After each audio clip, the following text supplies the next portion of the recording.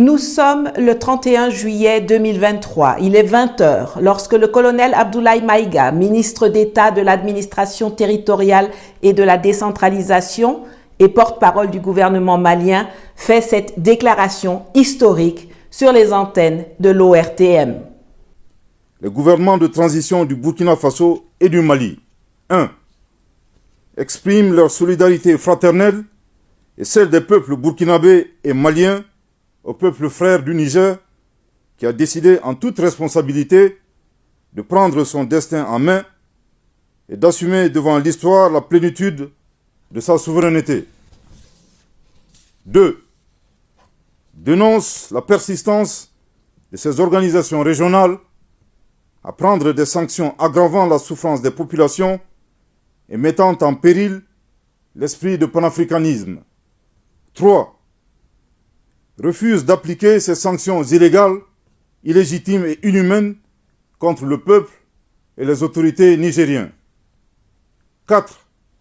Avertissent que toute intervention militaire contre le Niger s'assimilerait à une déclaration de guerre contre le Burkina Faso et le Mali. Je répète. 4. Avertissent que toute intervention militaire contre le Niger s'assimilerait à une déclaration de guerre contre le Burkina Faso et le Mali. Je répète pour une dernière fois. 4. Avertissent que toute intervention militaire contre le Niger s'assimilerait à une déclaration de guerre contre le Burkina Faso et le Mali. 5. Préviennent que toute intervention militaire contre le Niger entraînerait un retrait du Burkina Faso et du Mali de la CEDEAO, ainsi que l'adoption de mesures de légitime défense en soutien aux forces armées et au peuple du Niger. Comment en sommes-nous arrivés là? Comment interpréter le coup d'État au Niger? Que penser des sanctions annoncées par la CEDEAO et la communauté occidentale? Y aura-t-il une intervention militaire étrangère au Niger? Les réponses, c'est maintenant dans la chronique de Nathalie pour Afrique Résurrection. Générique.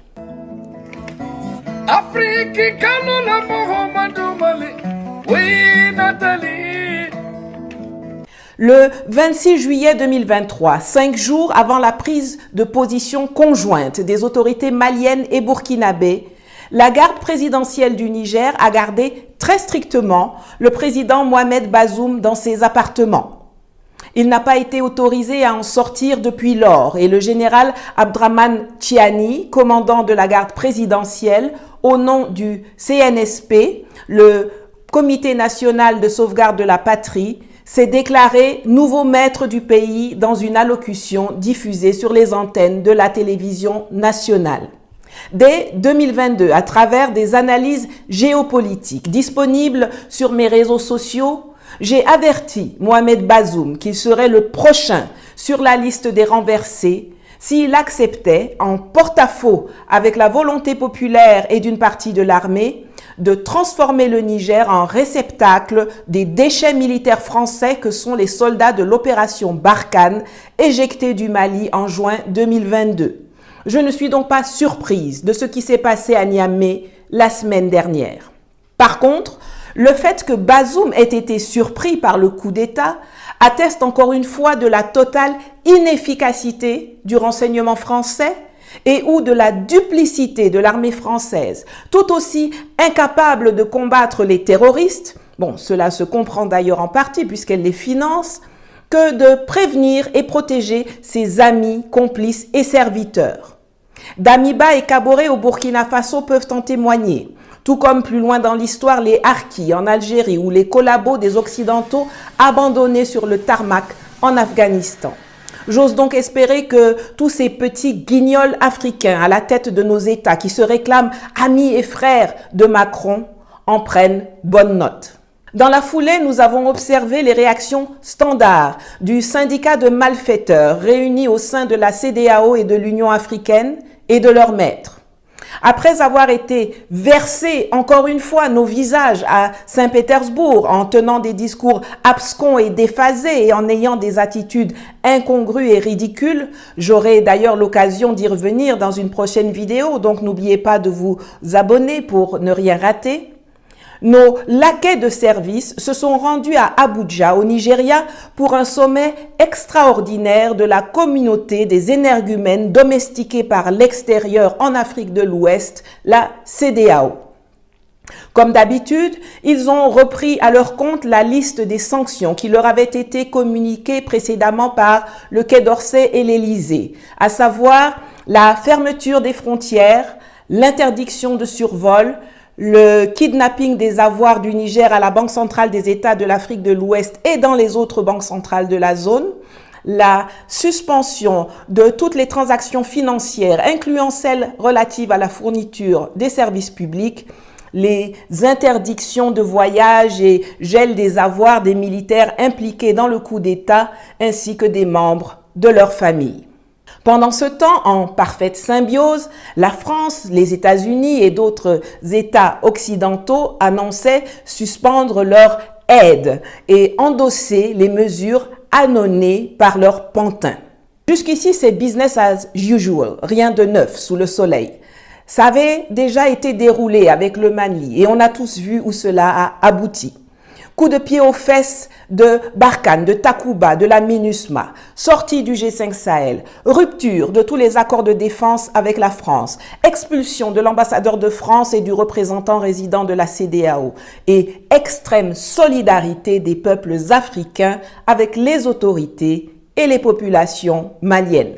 Là où ça se corse, c'est quand la CEDEAO, dimanche 30 juillet, donne un ultimatum de 7 jours pour rétablir Bazoum dans ses fonctions présidentielles, faute de quoi elle menace d'intervenir par la force au Niger et qu'elle ose même envoyer un putschiste extérieur à la CEDEAO, celui-là adoubé par la France, le chef de la junte tchadienne, qui n'est pas membre de la communauté, pour porter le message au général Chiani à Niamey. Le même jour, un avion militaire américain décolle de Ramstein en Allemagne en direction de Niamey, puis rebrousse chemin après plusieurs heures de vol, après n'avoir pas reçu d'autorisation d'atterrissage à DRRN, le code ICAO de l'aéroport de Niamey. Ce sont ces menaces et ces velléités d'intervention étrangère qui vont provoquer la réaction historique conjointe du Mali et du Burkina ainsi que celle de la Guinée. La déclaration de l'entrée en guerre du Mali et du Burkina Faso contre toute armée qui décidera d'intervenir au Niger et l'annonce de la dislocation de la CEDEAO avec la sortie simultanée du Mali, du Burkina et de la Guinée en cas d'agression militaire marquent la fin d'une histoire coloniale qui n'a que trop duré. Une histoire faite de domination, de manipulation, d'outrance, de violence, d'assassinat et d'injonction. Une histoire qui a dévoilé l'hypocrisie de la France et de l'Occident, ainsi que les minables traîtres et dealers à la tête de nos États, qui préfèrent servir l'étranger plutôt que de défendre la dignité, la souveraineté et les intérêts de leur peuple. L'incapacité de la France d'accepter en août 2023 que l'usage de l'injonction est non seulement contre-productif, mais également révolu en Afrique, lui vaudra un rejet encore plus décuplé et tenace dans son ancien précaré. Pas seulement dans les rues, dans les écoles, dans les universités, dans les marchés, dans les réseaux sociaux, mais aussi dans les casernes, dans les garnisons et dans les palais présidentiels. Certains en France en sont bien conscients. J'ai ainsi pu prendre connaissance des réactions de l'ancien ambassadeur de France à l'ONU, Gérard Haraud, et de l'ex-ministre et candidate à la présidentielle française, Ségolène Royal, qui tirent la sonnette d'alarme. Mais ceux qui sont au pouvoir semblent être complètement sourds, coupés du bon sens et de la raison, décidés à se faire hara-kiri, le suicide japonais. Jusqu'ici, malgré toutes les tensions, malgré toutes les manifestations populaires, malgré la colère légitime des peuples africains, aucun citoyen français ou européen n'a été menacé. Ce n'est cependant pas certain que cela continue d'en être ainsi en cas d'intervention militaire étrangère au Niger. Même si la France a commencé l'évacuation de ses ressortissants à Niamey, qu'en est-il de tous les Français qui vivent paisiblement partout en Afrique? Seront-ils sacrifiés par leur gouvernement sur l'autel d'une guerre perdue d'avance et d'une époque irrévocablement révolue? Alors que faut-il penser des menaces de la CEDEAO? Absolument rien. Cela fait longtemps que je vous le dis. Si la CEDEAO était capable d'organiser des opérations militaires, elle nous aurait débarrassé des terroristes et trafiquants de tout acabit qui endeuillent le Sahel depuis l'effondrement de l'État libyen causé par la France, les États-Unis, l'Angleterre et l'OTAN, avec la complicité de l'ONU. Pour tout cela, je pense qu'il n'y aura pas d'intervention militaire étrangère au Niger. Tous ceux-là qui bavardent ne feront rien, car toute intervention occidentale ou même de la CEDEAO contre le gouvernement du Niger convaincrait l'Afrique tout entière, du Caire jusqu'au Cap, de Praia à Mogadiscio, que ce n'est pas la stabilité politique et sociale de l'Afrique qui intéresse les Occidentaux, mais simplement la mise au pouvoir de leurs amis. La dernière fois que les Africains ont tenté un truc comme ça a été le fiasco total de l'ECOMOG en Sierra Leone et au Libéria. Et cela a eu des répercussions sur toute la région qui perdurent à ce jour. Ils se sont distingués par les tueries, les viols, les pillages, les tortures et les trafics dont ils se sont rendus coupables.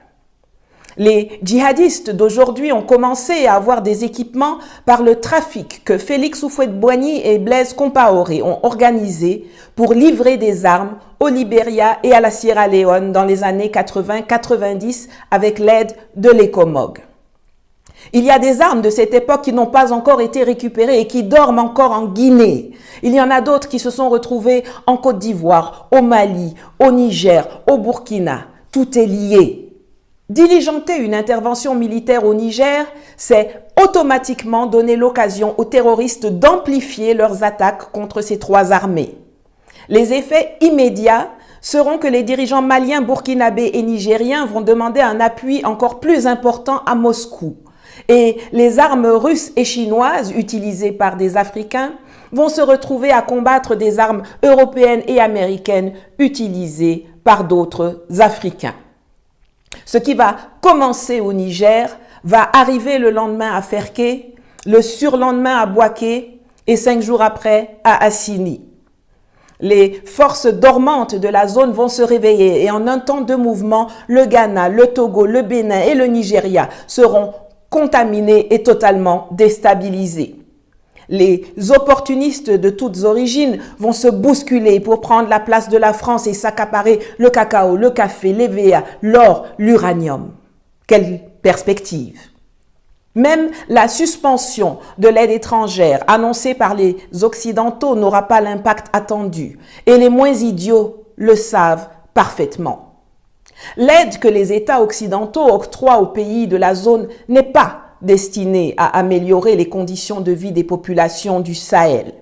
L'aide, ce sont les sommes de corruption qui sont octroyées aux djihadistes et à une partie des armées locales pour barrer la route aux migrants et permettre certains trafics de matières premières.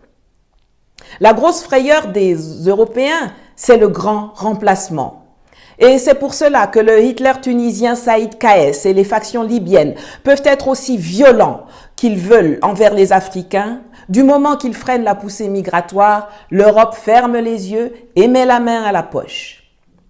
Alors si les Occidentaux se mettent à combattre les militaires qu'ils ont eux-mêmes entretenus au Niger, Agadez va devenir la porte d'entrée de l'Europe. Suspendre l'aide, c'est priver de moyens tous ceux qui freinent l'arrivée des migrants en Europe, c'est-à-dire certains militaires et les djihadistes. C'est pour ça qu'après avoir fanfaronné qu'ils suspendent l'aide, vous les voyez pleurer à chaudes larmes quand les États sanctionnés décident à leur tour d'interdire toute aide étrangère.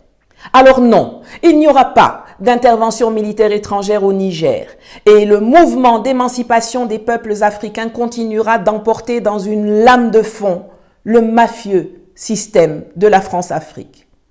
Alors oui, nous savons que la violence et la barbarie font partie intrinsèque de la culture européenne. Ce n'est pas moi qui le dis, mais quelqu'un qui sait de quoi il parle, l'ex-président français Nicolas Sarkozy.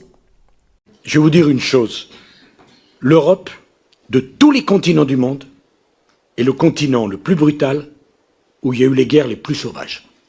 C'est pas l'Afrique, c'est pas l'Asie, c'est l'Europe. Et vous savez, dans la politique, il faut avoir des engagements, et vous avez du tempérament, il faut connaître l'histoire. Et l'histoire donne une dimension à vos engagements, une couleur à vos engagements. Vous n'êtes pas simplement le produit d'un parti politique ou d'une famille. Vous êtes le produit d'une nation et d'un continent. Notre continent est brutal, sauvage, et peut verser dans la barbarie. Mais ils n'en ont pas l'exclusivité. Niamey 2023, ce n'est pas Abidjan 2004 ou Tripoli ou Benghazi 2011. Toute intervention militaire étrangère au Niger aura des répercussions immédiates et intraitables sur tous les intérêts français, au nord, au sud, à l'est et à l'ouest de l'Afrique. Ce n'est pas une menace, c'est une évidence. Il ferait bien de le comprendre. Merci.